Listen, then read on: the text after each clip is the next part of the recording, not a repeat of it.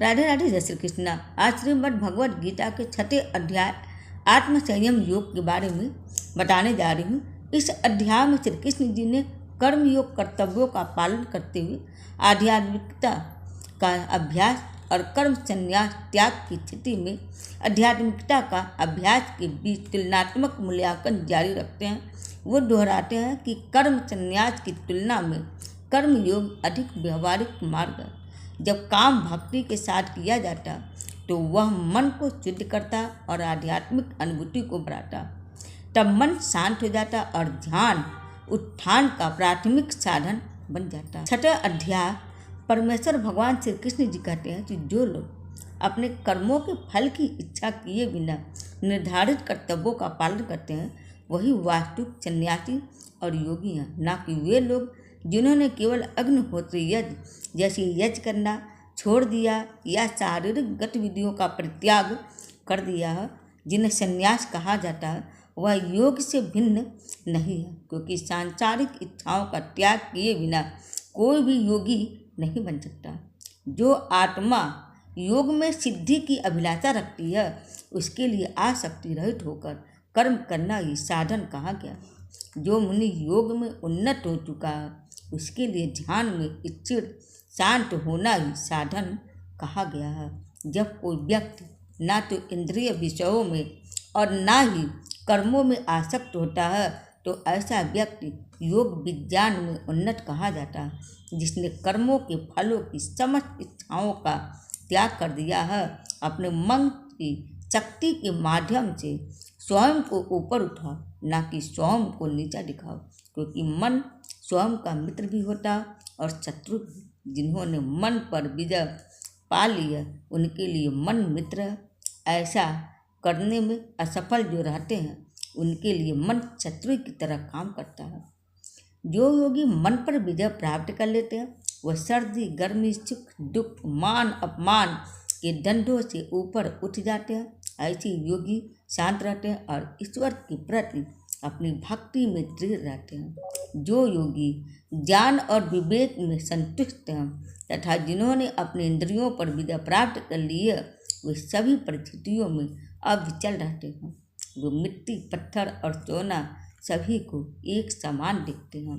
योगी जन शुभ चिंतकों मित्रों शत्रुओं पुण्यात्माओं तथा पापियों सभी को निष्पक्ष दृष्टि से देखते हैं। जो योगी मित्र सखा शत्रु सभी के प्रति समबुद्धि वाला शत्रुओं तथा संबंधियों के प्रति तटस्थ तथा पुरात्मा तथा पापात्मा के बीच निष्पक्ष रहता है वह मनुष्यों में श्रेष्ठ माना जाता है। जो लोग योग की अवस्था चाहते हैं उन्हें एकांत में रहना चाहिए। नियंत्रित मन और शरीर के साथ निरंतर ध्यान में लगे रहना चाहिए तथा भोग विलास की इच्छाओं और संपत्ति से मुक्त होना चाहिए। योगाभ्यास करने के लिए किसी पवित्र स्थान पर कुछ मृग चर्म तथा वस्त्र को एक के ऊपर एक रख कर आसन बनाना चाहिए। आसन ना तो अधिक ऊंचा होना चाहिए और ना ही अधिक नीचा। इस आसन पर दृढ़ता से बैठकर योगी को अपने मन को एकाग्रचित्त होकर ध्यान में केंद्रित करके सभी विचारों और गतिविधियों को नियंत्रित करके शुद्ध करने का प्रयास करना चाहिए। उसे शरीर गर्दन और सिर को एक सीधी रेखा में मजबूती से पकड़ना चाहिए और आँखों को इधर उधर भटकने न देते हुए नाक की ओर पर ध्यान केंद्रित करनी चाहिए। इस प्रकार शांत भय रहित और अविचलित मन से ब्रह्मचर्य की प्रतिज्ञा में निष्ठ होकर उस प्रबुद्ध योगी को मन में मेरा चिंतन करना और केवल मुझ में ही अपना परम लक्ष्य बनाना चाहिए। इस प्रकार मन को संयमित रखने वाला योगी मन को निरंतर मुझ में तल्लीन कर निर्वाण प्राप्त करता है और मुझ में इच्छित होकर परम शांति पाता है। हे अर्जुन, जो लोग बहुत अधिक भोजन ग्रहण करते हैं या अल्प भोजन ग्रहण करते हैं, बहुत अधिक या कम नींद लेते हैं, वो योग में सफल नहीं हो सकते।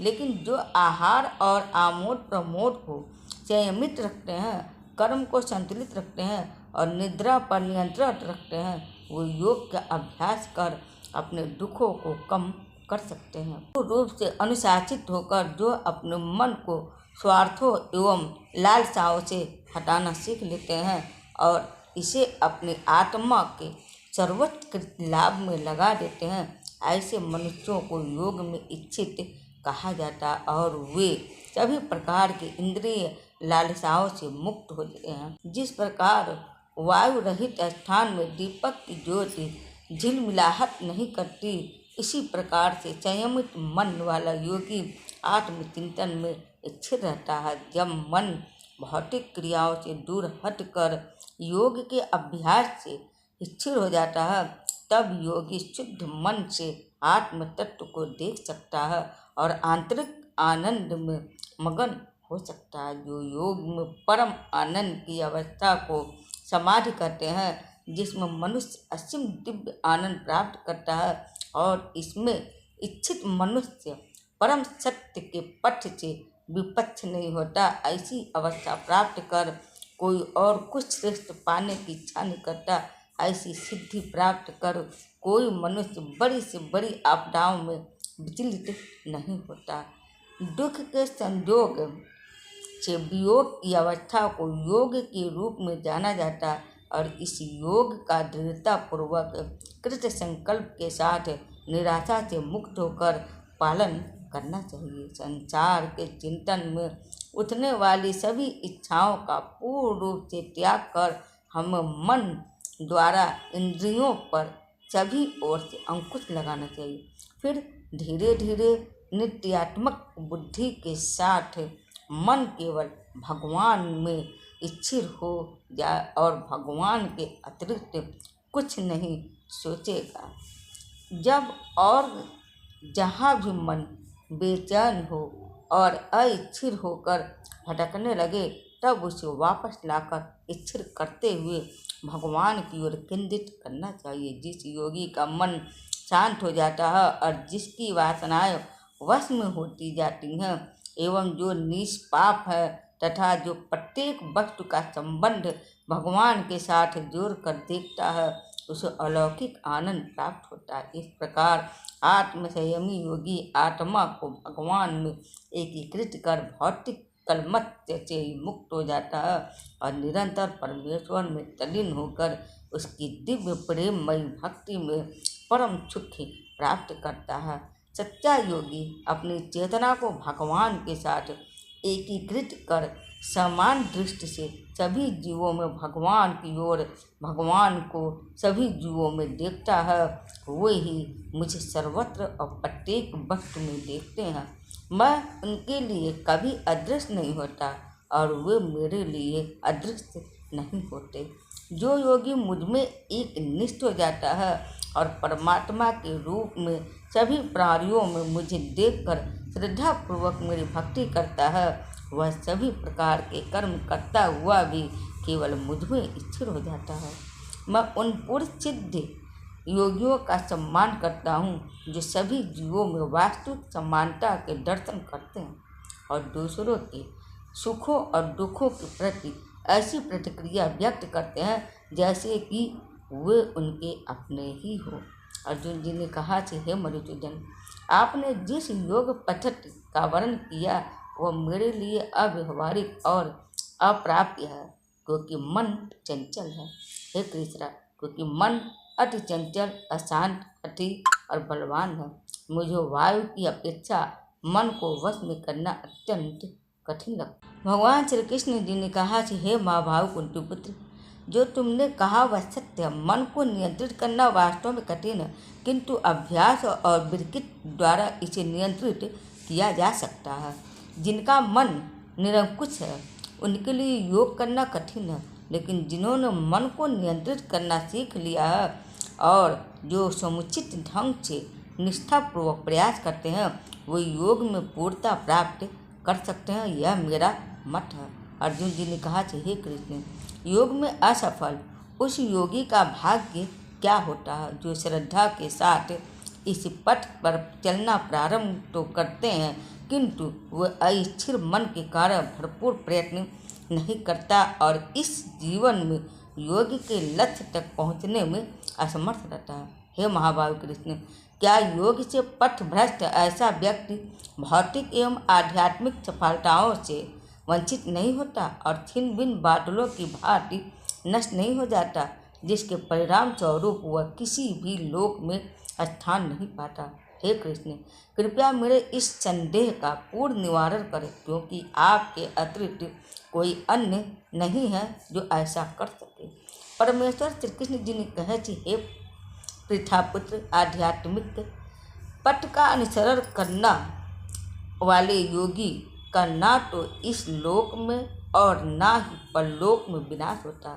मेरे प्रिय मित्र, भगवत प्राप्ति के मार्ग पर चलने वालों को बुराई पराजित कर सकती है नहीं। असफल योगी मृत्यु के पश्चात पूरे आत्माओं के लोक में जाते हैं। 1 वर्षों तक वहां निवास करने के पश्चात वे पृथ्वी पर कुलीन या धनवाने कुल में पुनः जन्म लेते हैं, अथवा जब वे दीर्घ काल तक योग के अभ्यास से उदासीन हो चुके होते हैं, तब उनका जन्म दिव्य ज्ञान से संपन्न परिवारों में होता है और संसार में ऐसा जन्म अत्यंत दुर्लभ है। हे कुरुवंशी, ऐसा जन्म लेकर वो पिछले जन्म के ज्ञान को पुनः जागृत करते हैं और योग में पूर्णता के लिए और अधिक कड़ा परिश्रम करते हैं। वास्तव में वे अपने पूर्व जन्मों के आत्मसंयम के बल पर अपनी इच्छा के विरुद्ध स्वतः भगवान की ओर आकर्षित होते हैं। ऐसे जिज्ञासु साधक स्वाभाविक रूप से शास्त्रों के कर्म कांडों से ऊपर उठ जाते हैं। पिछले कई जन्मों से संचित पूर्व कर्मों के साथ जब ये योगी आध्यात्मिक मार्ग में आगे उन्नति करने हेतु निष्ठापूर्वक प्रयत्न में लीन रहते हैं, तब वे सांसारिक कामनाओं से शुद्ध हो जाते हैं और इसी जीवन में पूर्णता प्राप्त कर लेते हैं। एक योगी तपस्वी से, ज्ञानी से और सकाम कर्मी से भी श्रेष्ठ होता। अतः हे अर्जुन, तुम सभी प्रकार के योगी बनो। सभी योगियों में से जिनका मन सदैव मुझ में तल्लीन रहता और जो अगाध श्रद्धा से मेरी भक्ति में लीन रहते हैं, उन्हें मैं सर्वश्रेष्ठ मानता हूँ। श्रीमद् भागवत गीता ध्यान योग के 6वां अध्याय संपूर्ण होता है यहीं पर। अब आगे का गीता का उपदेश के बारे में आप अध्याय 7वें में सुनेंगे। तो उम्मीद करती हूँ आप सबको मेरा वीडियो पसंद आया होगा। हरे कृष्ण, हर हर महादेव।